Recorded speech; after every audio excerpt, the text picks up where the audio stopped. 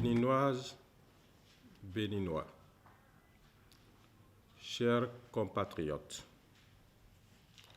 demain, lundi 19 septembre 2022, l'école béninoise offrira ses belles et attrayantes représentations à tous ses acteurs et particulièrement à sa jeunesse estudiantine. À cette épatante et solennelle occasion, qu'il me soit permis, au nom de mes collègues chargés de l'éducation, du gouvernement et de son chef, le président de la République, M. Patrice Talon, de jeter un regard rétrospectif sur l'année scolaire échue afin de mieux nous caser pour relever les défis de l'année scolaire 2022-2023. Mesdames et messieurs, il est aisé de constater de nos jours les avancées significatives de l'école béninoise au regard de ses résultats qui ne font que s'améliorer d'année en année. L'année scolaire 2021-2022 a enregistré, pour le compte des examens de fin d'année, des scores éloquents. Tenez, 81%, 85% au certificat d'études primaires, 66,46% au BEPC, brevet d'études du premier cycle, et 59% au baccalauréat. Même si beaucoup d'efforts restent à fournir pour améliorer les performances actuelles, force est de reconnaître l'effectivité d'une prise de conscience collective en considération du point de départ. Je veux parler de 2016, où notre école était au creux de la vague. Moins de 40% de taux de réussite à tous les examens et à tous les niveaux.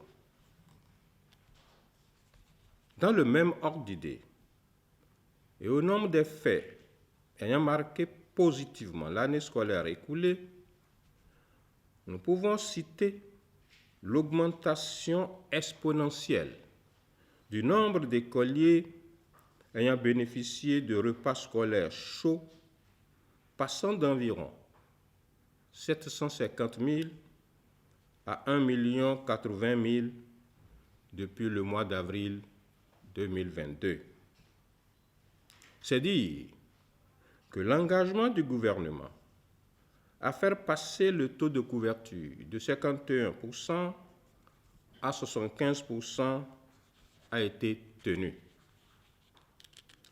Cette prouesse de l'État béninois, même si elle n'a l'air de rien aux yeux de certains, a valu un pesant d'or au plan international.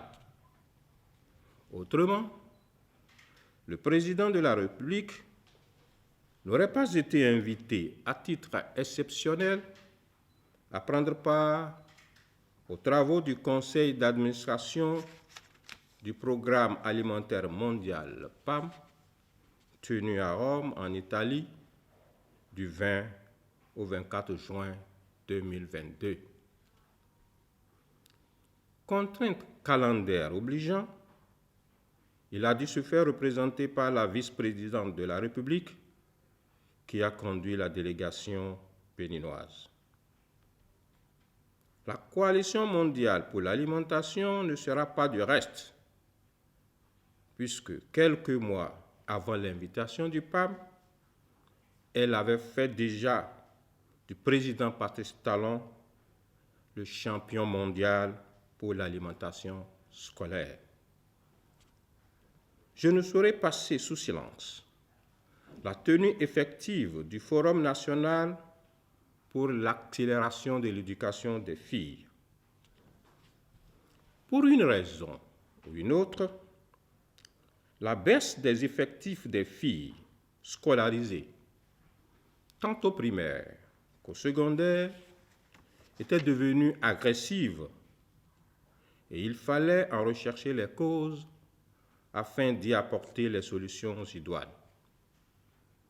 C'est justement ce qui a été fait les 10 et 11 mars 2022 à l'hôtel Golden Tulip, le diplomate de Cotonou. La feuille de route qui en est issue prévoit comme résultat, et entre autres, le maintien des filles à l'école jusqu'à la fin de l'éducation de base au moins et la scolarisation massive de celles qui n'y sont pas encore. Tous ces résultats, quoique perfectibles, ne sont obtenus que grâce à l'implication effective, à l'engagement personnel et au dévouement de toute la communauté éducative.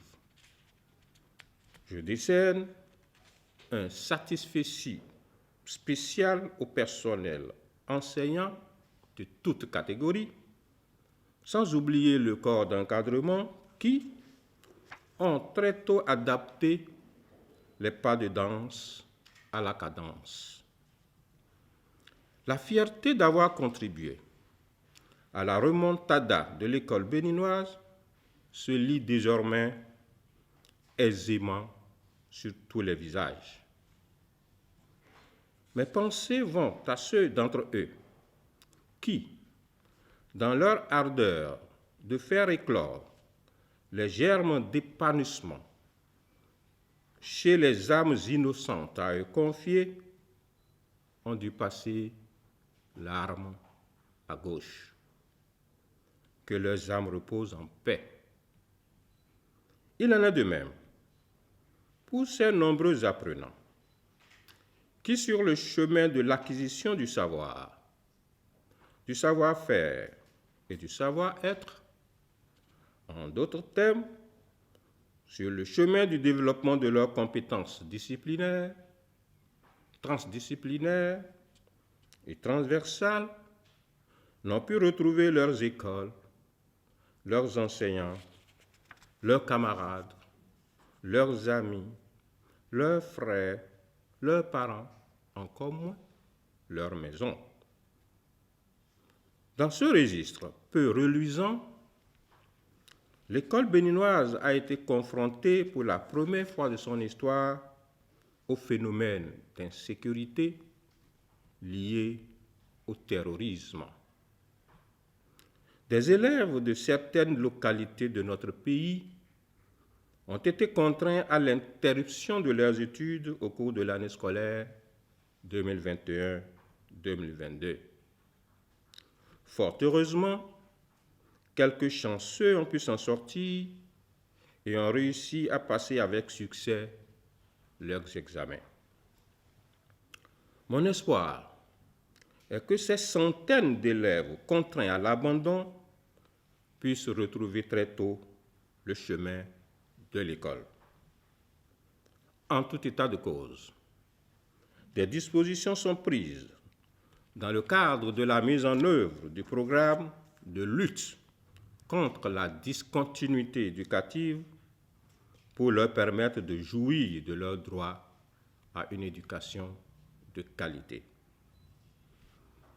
Mesdames et messieurs, tout en nous inscrivant dans la dynamique de la continuité, et il ne saurait d'ailleurs en être autrement, qu'il me soit également permis d'appeler notre attention sur certains dysfonctionnements qui risquent, si on y prend garde, de plomber nos efforts.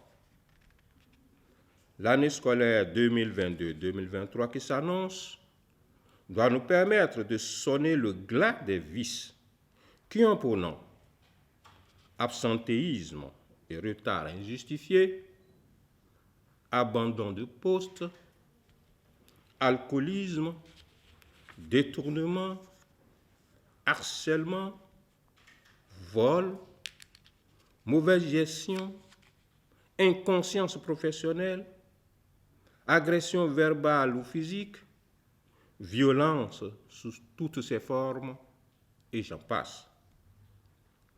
Cette difformité, devenue banale dans nos sociétés actuelles et qui hypothèque dangereusement l'avenir des générations montantes, mérite que l'école en fasse, mieux que par le passé, son cheval de bataille, afin de réinstaurer et de promouvoir un vivre ensemble harmonieux et convivial.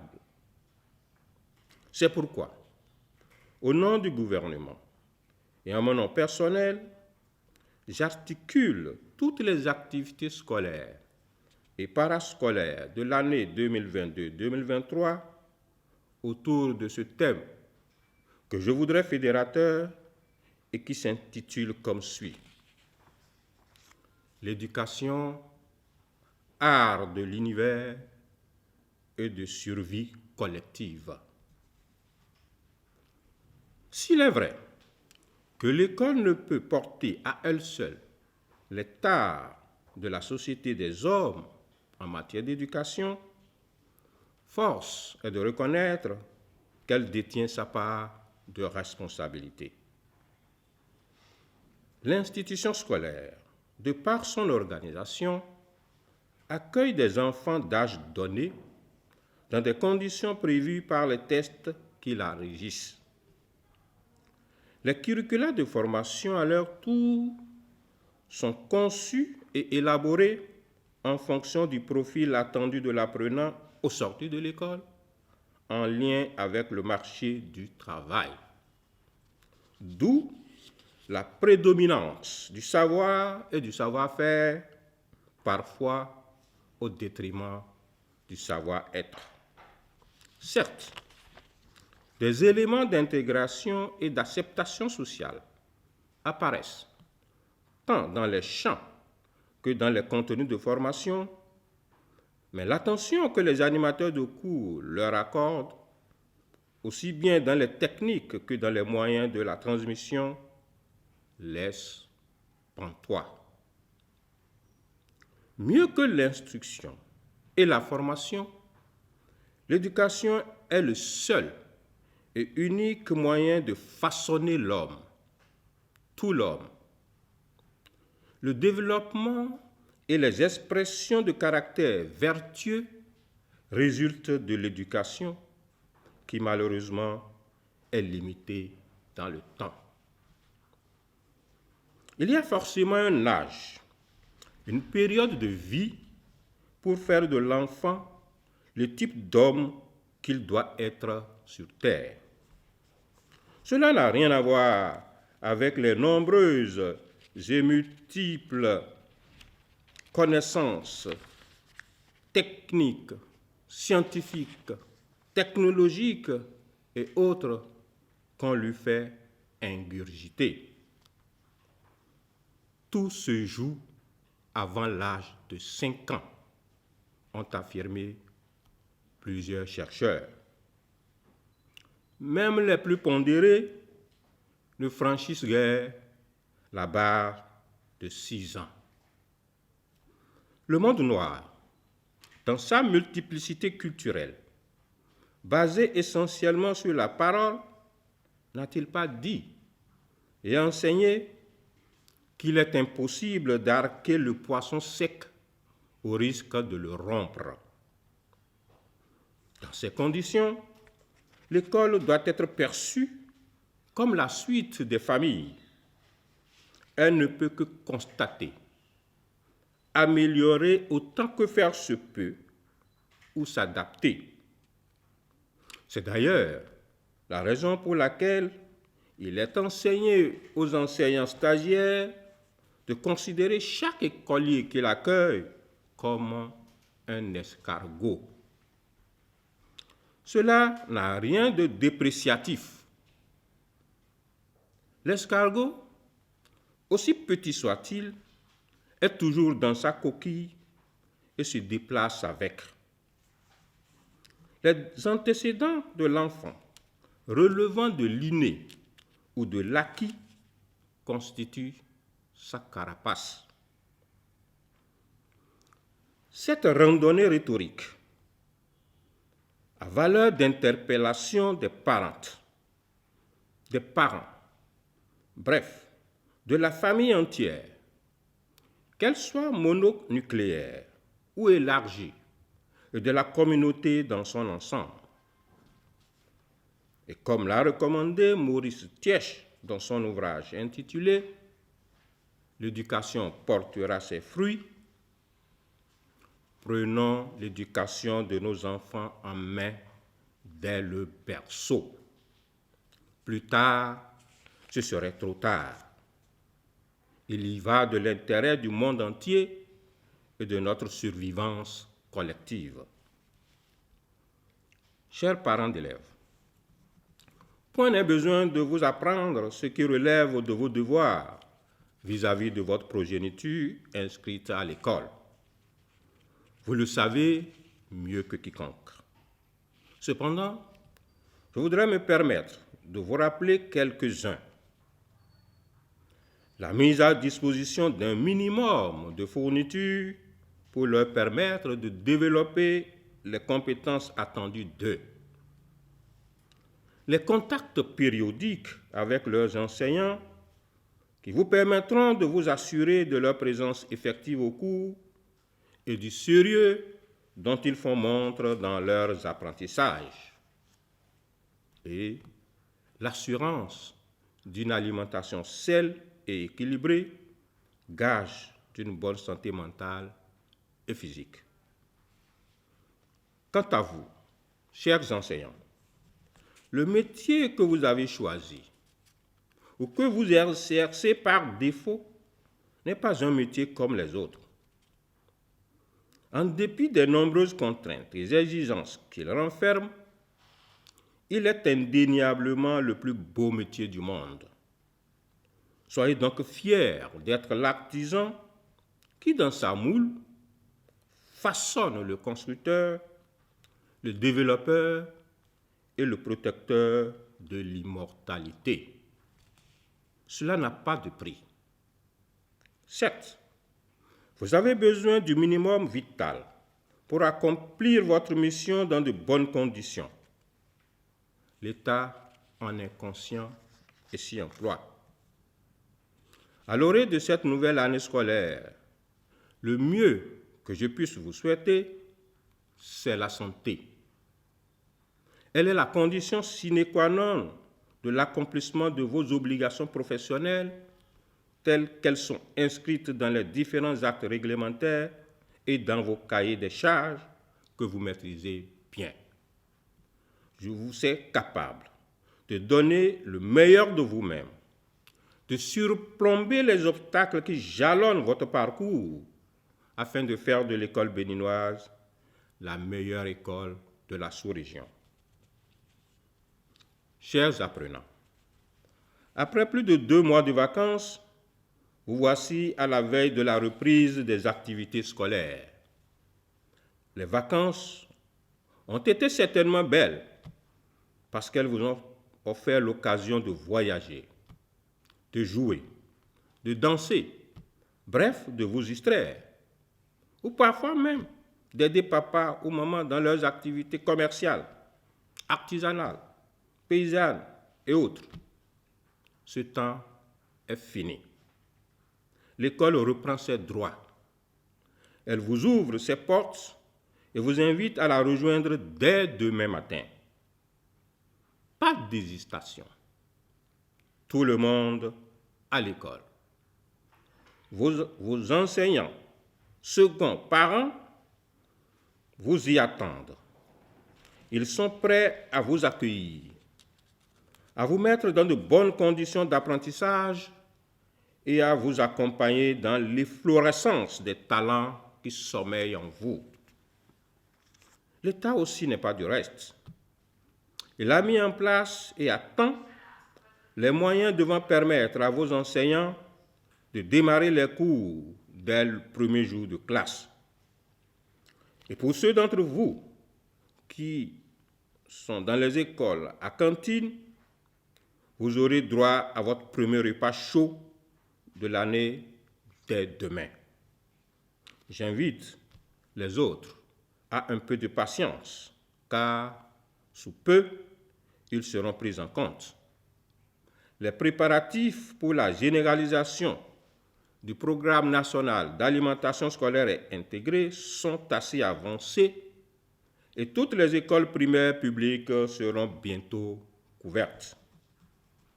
Chers apprenants, la meilleure manière de témoigner votre gratitude à l'État et à vos enseignants afin de les inviter à mieux se donner pour vous, c'est d'être ponctuel, assidu, pugnace et attentif. N'oubliez pas qu'en plus d'être l'espoir de vos parents, vous constituez l'avenir de notre pays, le Bénin. C'est sur cette note que je déclare lancer l'année scolaire 2022-2023. Vive l'école béninoise, vive le Bénin, je vous remercie.